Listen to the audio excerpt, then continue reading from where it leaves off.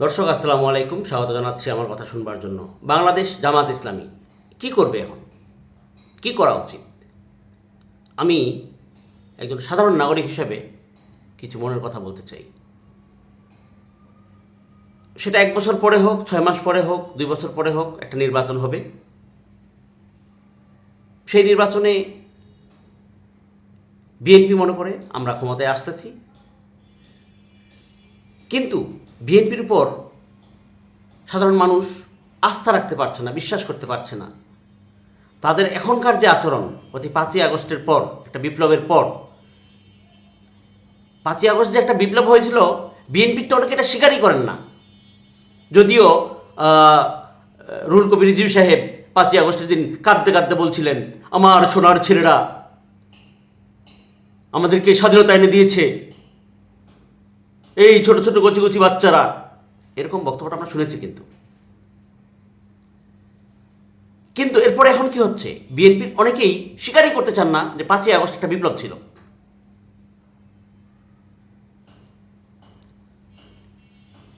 5ই আগস্টের পরে কি হয়েছে?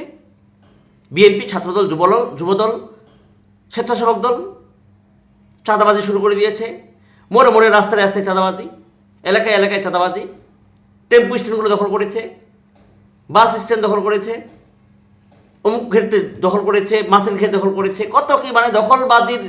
আপনি দখলবাজি লিখে গুগলে সার্চ দেন, খালি দখল লেখেন, দখল দখল লিখে গুগলে সার্চ দেন, চাঁদাবাজি লিখে গুগলে সার্চ দেন, হামলা লিখে গুগলে সার্চ দেন, সব তালিকা ধরে বিএনপি, ছাত্রদল, যুবদল, স্বেচ্ছাসেবক দল। পুলিশের উপর হামলা চালায় ছাত্রদল, যুবদল, ত্রাণের টাকা মেরে খায়, চাঁদাবাজি করে, ফোনে চাঁদাবাজি করে, প্রশাসনের লোকজনের কাছেও চাঁদাবাজি করে। এই যে চাল, সরকারি চাল, সেটা দখল করে নিয়ে চলে যায়, লুট করে নিয়ে চলে যায়। আবার লুট করতে গিয়ে নিয়ে যাওয়ার সময় ধরাও পড়ে। পরে সাধারণ মানুষ কি করে, হাত বেঁধে, 2 হাত বেঁধে রেখে পুলিশকে খবর দেয়। ঠাকুরগাঁর ঘটনা, গত পরশু দিনের ঘটনা এটা, মির্জা ফখরুল ইসলাম আলমগীর সাহেবের এলাকা। এই হচ্ছে বিএনপির অবস্থা। তো বিএনপির উপর সাধারণ মানুষ অতিষ্ঠ। সাধারণ মানুষ কোনোভাবে চায় না বিএনপি সামনে ক্ষমতায় আসুক। তাহলে বিএনপি যদি ক্ষমতায় না আসে, তাহলে ক্ষমতায় আসবে কে? কে ক্ষমতায় আসবে আপনি আমাকে বলেন? আওয়ামী লীগ নাই, আওয়ামী লীগ মাইনাস। আওয়ামী লীগ আগামী 20 বছর কিছু করতে পারবে না। ওই যে মুসলিম লীগ, যে লীগের যে অবস্থা হয়েছিল, আওয়ামী মুসলিম লীগ, এখন সেই অবস্থা। কারণ এই আওয়ামী লীগ যা করেছে সেটা জাতির কাছে পরিষ্কার, স্বচ্ছ। এখন বিএনপির বিকল্প হিসাবে ভাবতে হবে সাধারণ মানুষকে।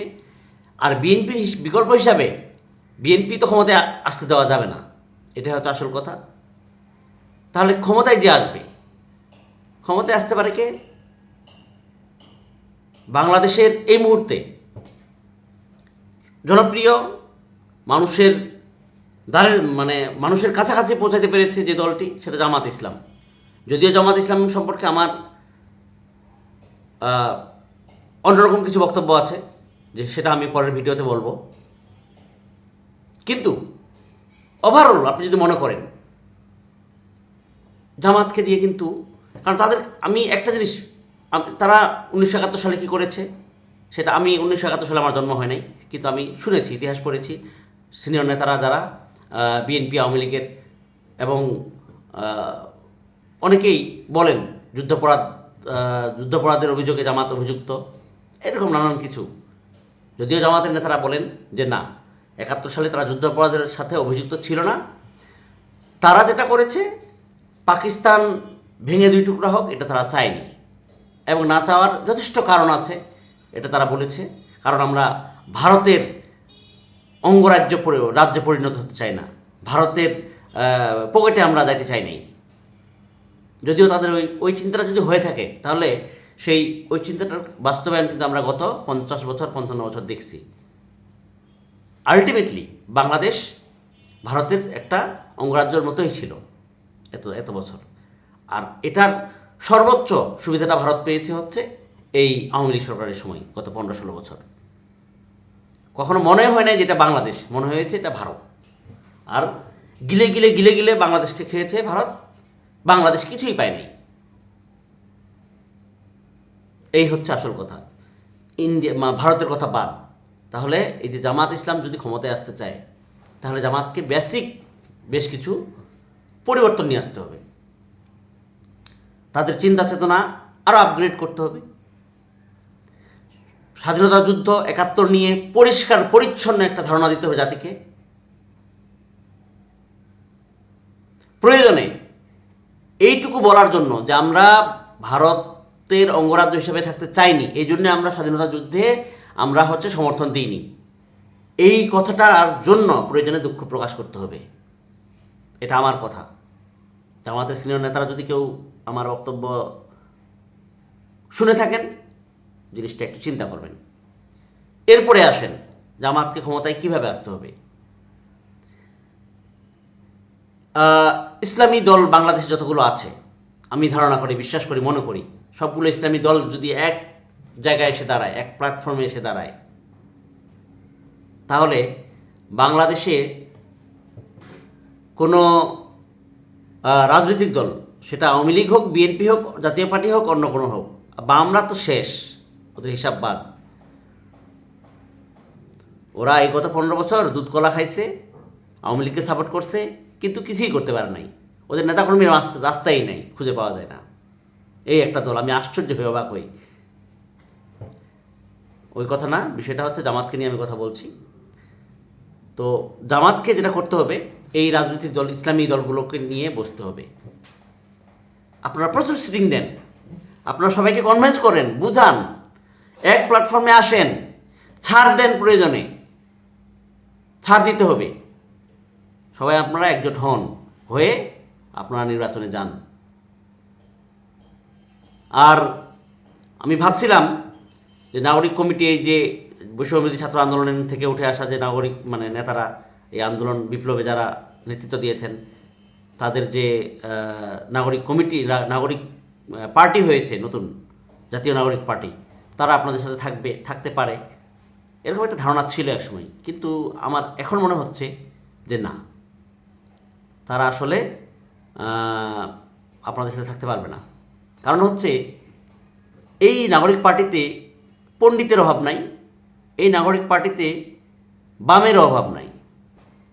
এক নাসিরুদ্দিন পাটোয়ারি থেকে শুরু করে কয়েকজন আছে, এরা আপনাদের সাথে আসবে না। এবং ওরা, আমি জানি না নাগরিক পার্টির কী অবস্থা, ভবিষ্যৎ কী হবে, এটা নিয়ে আমি আলাদা ভিডিও করব একটা। কিন্তু নাগরিক পার্টিকে নিয়ে আমি আশাবাদী হতে পারতেছি না, কারণ ওদের মধ্যে কালপ্রিট কিছু লোকজন ঢুকে পড়ছে। আজকে যদি আপনি এই যে মাহফুজ আলম, আসিফ মাহমুদ বা নাহিদ হাসান বা সার্জিস আলম, এই যে আপনার হাসনাত আবদুল্লাহ, তাসনিম যারা, তারপরে যে সামান্তা, এরা খুব ভালো। এর বাইরে যারা আছে কয়েকজন, বিশেষ করে নাসিরুদ্দিন পাটোয়ারি, ওর মধ্যে আসলে ঝামেলা আছে একটা। এটা আমি মনে করি। ও নিজেকেও যেদিন এই নাগরিক পার্টিটা গঠন করা হয়, সেদিনই দেখেছেন যে নাহিদ ইসলামের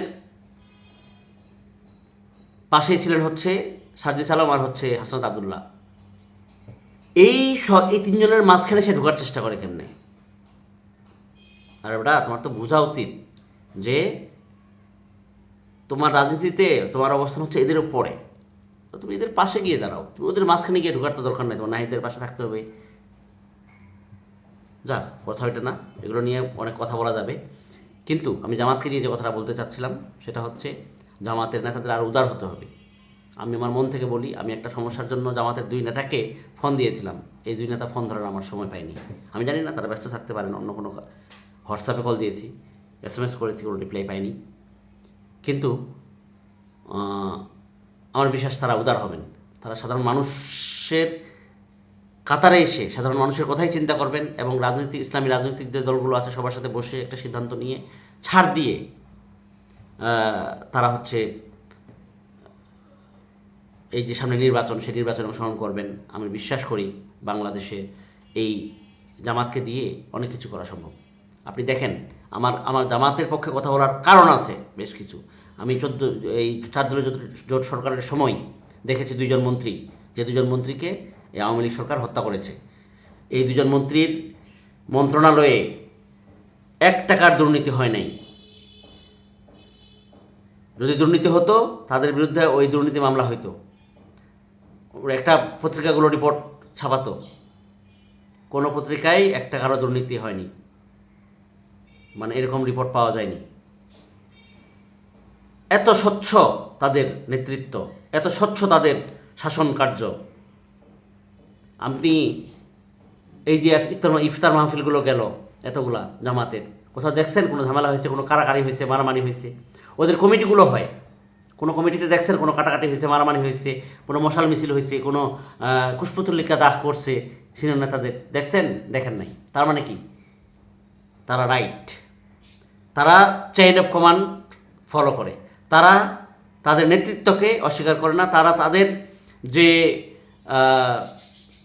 মানে সাংগঠনিক যে কাঠামো, সে কাঠামোটা অনেক মজবুত, যার কারণে এই অভ্যন্তরীণ কোন্দল নেই, কোনো চাঁদাবাজি নেই, কোনো মাস্তানি নেই, কোনো রকম ঝামেলা নেই।